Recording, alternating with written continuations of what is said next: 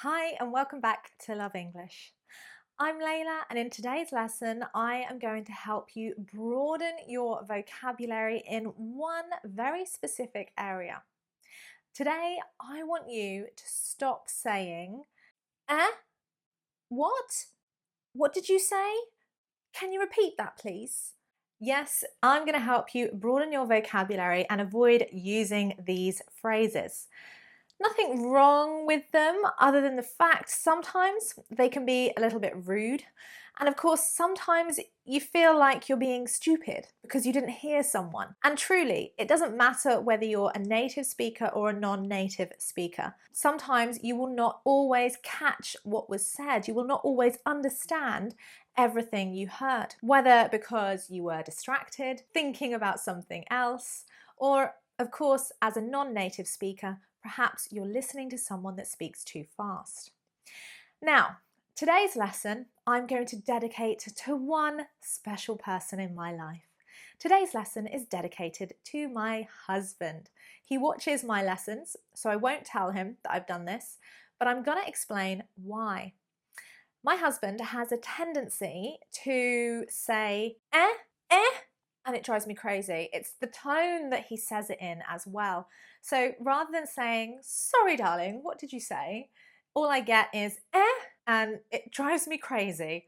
So please darling, pay attention to this lesson while you're driving on your way to work and try using some of these expressions instead.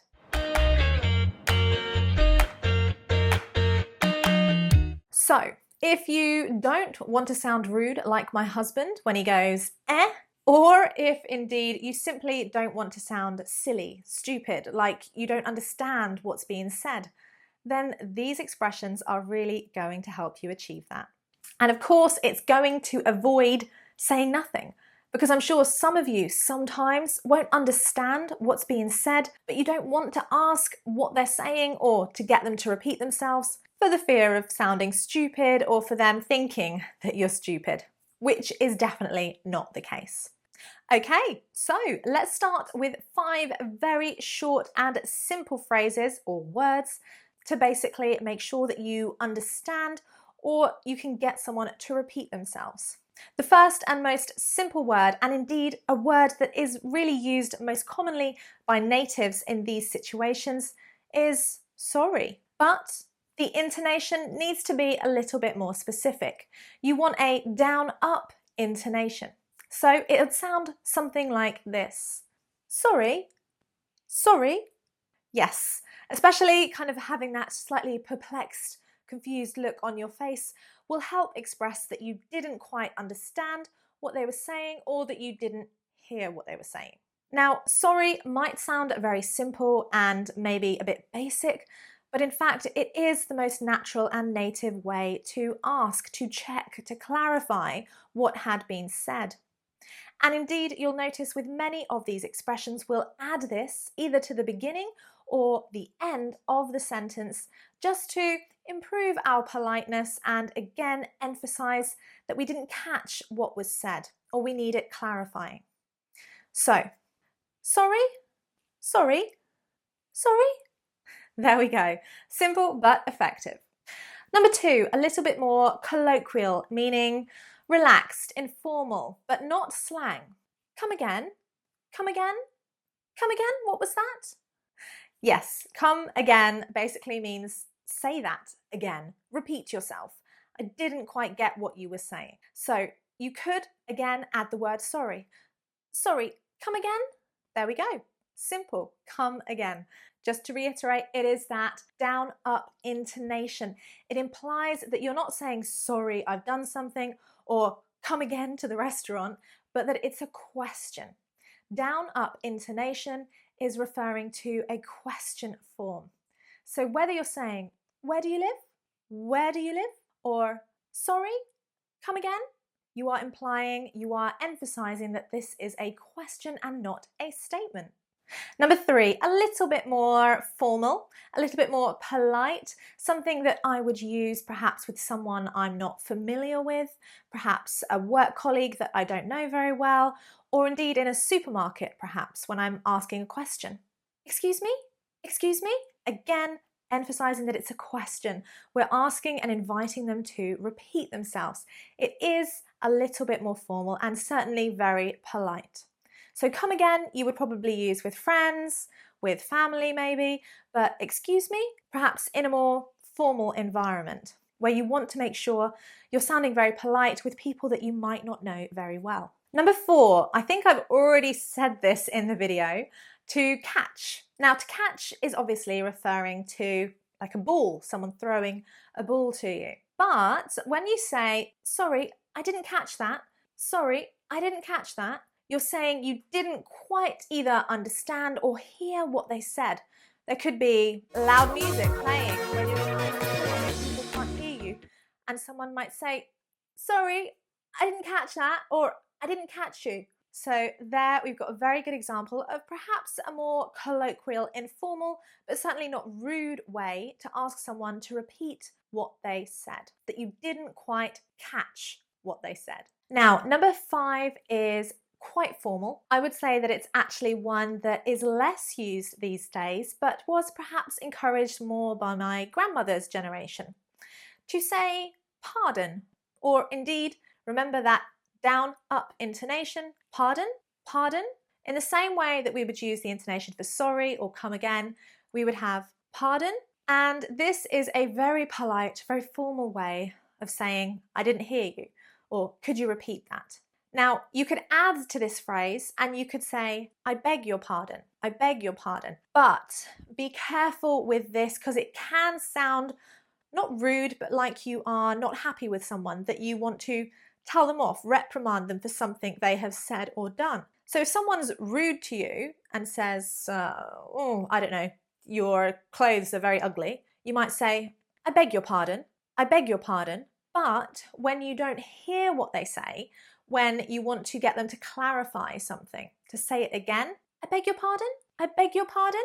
Hear that down up intonation and again, kind of leaning in. Body language is quite important here, guys. Lean in. You might even want to kind of put your hand behind your ear just to emphasize, I beg your pardon, you didn't quite understand what they said. I think this is probably a little bit excessive. Simply leaning in and showing that you're particularly interested in trying to listen to what they're saying or trying to understand what they said. I beg your pardon, I beg your pardon. There we go. But again, just be careful that you don't use quite a firm, strong intonation because it could sound like you're not happy with that person. Moving on and thinking particularly about someone who is a non-native speaker trying to understand maybe a native speaker who's speaking quite fast. These expressions are going to help you ask them to slow down. Or indeed, if they're speaking quite quietly and you can't hear very much. Yes, we can ask them to speak louder. But we don't want to say, please speak slower, please speak louder. This isn't a natural way that we would ask this in English. We have some very fixed expressions for this purpose. Number 6, whether you're on the phone or in person, sorry, could you speak up a little bit? Or sorry, could you speak up a bit? So to speak up, rather than speak louder, we would ask someone to speak up. Perhaps you can't hear them because they've got a very quiet voice. I've had this on Zoom recently with some of my students, and I'd have to say to them, sorry, could you speak up a little bit? Could you speak up a little bit? So that's number 6. Number 7, again, perhaps emphasizing that you didn't quite understand because maybe they were speaking a bit fast or it was a very complicated thing that they were explaining. Sorry, I didn't follow. Sorry, I didn't follow. And to follow means that you're basically able to go behind them and listen and carefully understand what they're saying. So to say, I didn't follow, first of all, it's emphasizing that you didn't quite understand everything, not that you didn't understand anything, but that some of the points that they made or things that they referred to, you weren't able to follow, to understand. And that could be because of the complexity of the topic or simply that they were speaking very, very fast. So, sorry, I didn't follow. Sorry, I didn't follow. They will know instinctively to repeat or to summarize in a shorter way what they have said. Similarly, you could say, I'm struggling to follow. Sorry, I'm struggling to follow. Would you mind slowing down a bit? Could you slow down a bit? Would you mind slowing down a bit? could you slow down a bit? So there again, I'm struggling to follow. To struggle is to find something difficult. So explaining that you need them to slow down a bit, or indeed, sorry, I'm struggling to follow, could you speak up a bit, is again emphasizing that you just need them to repeat what they've said and that you need them to do it a little bit slower or a little bit louder. It really is that simple. And again, we're emphasizing that we're trying to be polite here. By using these indirect questions, would you mind, could you, you're being much more polite. So in a more formal environment, these expressions would also work very well. Okay, we are already on number 9, but this time we are looking at expressions to help clarify, to make sure that you understand and check what someone said, so that you don't think you know what they said, but you are sure you know what they said. Or indeed, if you just haven't got a clue, you don't understand what they said at all, and you need them to repeat it. Or indeed, explain it in a slightly more concise, simple way. Let's have a look. Now, number 9, we could also use that great verb follow. Sorry, I'm not following, or sorry, I didn't follow. Again, we wouldn't necessarily here need to say, could you slow down a bit or could you speak up a bit, but simply, sorry, I didn't follow, meaning I don't understand. So that one we can use both when we're asking someone to speak up or slow down, or when we do not understand what has been said. Sorry, I didn't follow. Sorry, I'm not following. Now, we could also specifically say what we didn't follow. Sorry, I didn't follow what you said about. Sorry, I didn't follow what you said about the project for next week. Sorry, I didn't follow what you said about the past perfect continuous tense. Again, specifying exactly what you didn't understand so that they can focus on that point and explain it to you again. Number 11 and 12, very, very similar here. And again, this is referring to something specific that has been said. Sorry, I'm not sure what you mean by... Sorry, I'm not sure what you mean by having an in-depth discussion. Sorry, I'm not sure what you mean by doing some research. So again, just emphasizing exactly what it is you are not sure about. In the same way, as I said, number 12, I'm not sure I understand what you mean by. I'm not sure I understand what you mean by. So I'm not sure I understand what you mean by mixed conditionals, or I'm not sure I understand what you mean by cohesive devices. So this could be a specific word that you don't understand, or indeed a concept that they have shared. So, sorry, I'm not sure what you mean by, or sorry, I'm not sure I understand what you mean by. There we go. Number 13, you could also use an adjective, lost. Sorry, I'm a bit lost. I'm a bit lost here. Again, you're not physically lost, but you're lost in just basically your understanding of what is being spoken about, what's being said. So sorry, I'm a bit lost. And again, you don't have to ask them to repeat themselves. They will do this instinctively. They will know that because you are lost, not in your location, but basically in your thoughts, being able to understand and comprehend what's being said, by saying I'm lost, it should encourage the speaker to repeat or clarify what they have said. Okay, number 14 and 15 are using some very common and colloquial verbs, to catch and to get. Basically, in these situations, it's referring to understanding. I didn't catch what you said. I didn't catch what you said. And again, this could be because they were speaking too fast or because you simply didn't understand what they were saying. I didn't catch what you said. Sorry, I didn't catch what you said. Or get. Get means understand. And get is, of course, one of the most commonly used verbs in the English language. I didn't get what you mean by homogenization. What is that referring to? So rather than say, I don't understand homogenization, or I don't understand the word you used or what you said, I didn't get what you mean by.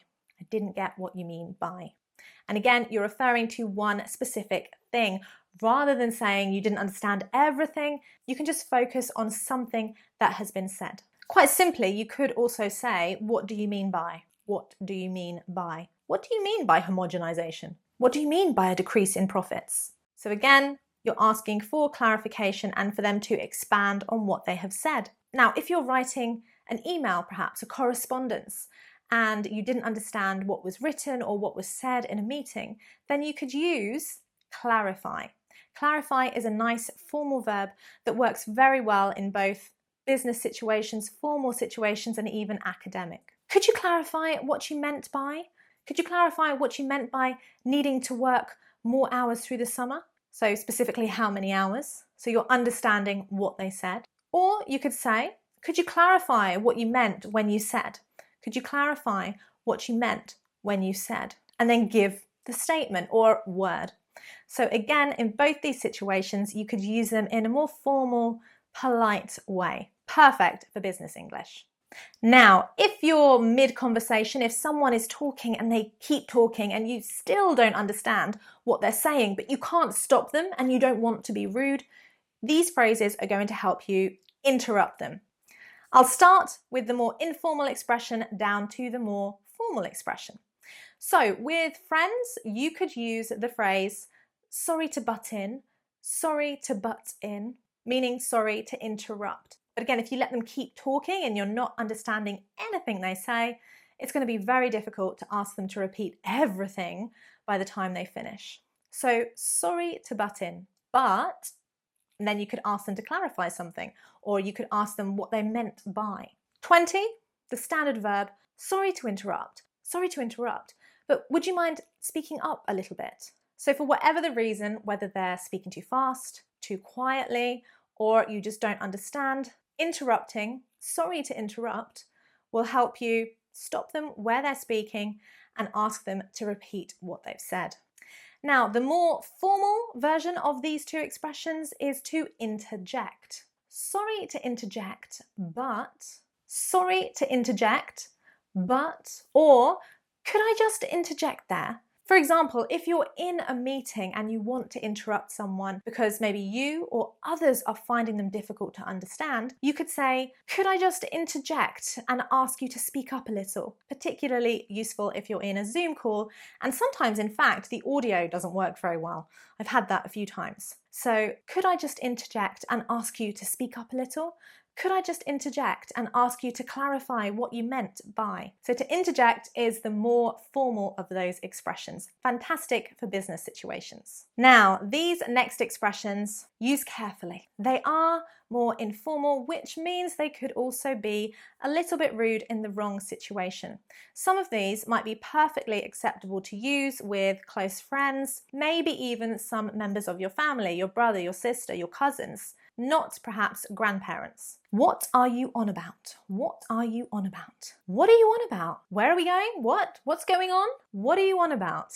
Again, it does sound quite rude, and I also wouldn't be very happy if my husband used this expression with me. So, honey, or what are you on about? Not very polite with your wife. Please don't use it. But maybe with friends, maybe in a joking way, being a bit sarcastic. What are you on about? You know, you're kind of saying, you're laughing and saying they're not making much sense or you don't understand what they're saying. In American English, say what? Say what? Again, very informal, usually used with friends, not in a business situation. In British English, we would probably say, you what? Rather than you what? Yeah, you what? You what? So yeah, say what? You what? Informal, a little bit rude, kind of just as bad as or what. Maybe avoid using them. Don't use them in formal situations, just with people you're very comfortable with and are unlikely to punch you if you sound rude. Now, we've also got some fantastic creative idioms in English to help express that you don't understand something, or indeed that you think somebody else didn't understand something. My favorite expression is that went over my head. That went over my head. If someone's spoken about something, or if you were in a meeting and you didn't understand, or if it was something really complicated that someone was explaining, a scientific formula, a mathematical formula, the structure of third conditional, then you could say, wow, that went over my head. What I also like to do is the action, like this. So that went over my head, right? Meaning it didn't go in my brain, but over it. I also, and you will hear this sometimes used, would go whoosh. Yeah, whoosh. Like this basically is the idiom in sound form. So rather than say that went over my head, you could come out of the meeting, turn to a colleague and go whoosh, like I didn't understand anything. I did not get what he was saying. So quite informal there. You wouldn't want to use kind of idioms in a business situation, but maybe with a close colleague if you're talking about something or you didn't understand the boss.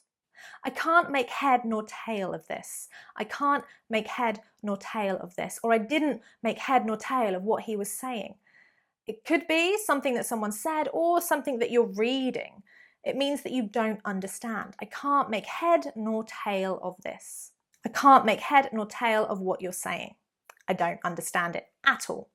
We're almost there, 2 more idioms to go, but this one I think is quite self-explanatory. Mud looks like this. It's wet earth, often something you can find in the UK when it's raining. But when we say clear as mud, it's a funny idiom. It's expressing the fact that it wasn't clear because mud is not clear. So clear as mud would be, it was not clear. I could not understand. I did not understand what he was saying. So if someone says, did you understand that? Yes, clear as mud. You're being sarcastic. You're being funny. So again, choose when you use these idioms carefully. In the opposite, we would have crystal clear. So if you say something is crystal clear, you're saying that it's very clear and you can see through it, as crystals are. A little bit different to mud there. And finally, this is an idiom that I have actually taught you recently, but I'm going to include it again. The last, but one of my favorites, it's all Greek to me. It's all Greek to me, meaning it's a foreign language that I do not understand. And again, this is not literal. When someone's explaining something, for example, mathematical equations, I do not understand maths at all. I'm not very good at maths, never was, never will be. But I might use this expression when someone's explaining Pythagoras' theorem. It is all Greek to me. I do not understand what is being explained. So there we have it. Expressions and words that you can use instead of what did you say? Can you repeat that? Rather than saying these expressions, you can use some of these alternatives. Thinking as well about the situation that you find yourself in. Are you with friends? Are you with family? Is it a work, business situation? Choose your expressions carefully. And of course, try commenting below. Try using some of these expressions, putting them into a context. Why don't you tell me about a time that you were speaking with someone and they were speaking too quickly? What could you have said to slow them down? Or a situation, or maybe a grammar point, an English lesson that you didn't understand. How could you express this if you had the opportunity to do it again? So thank you so much for watching. If you would like more lessons like this, then of course you can just click one of these, and I hope you'll be back for more. Thank you so much for watching.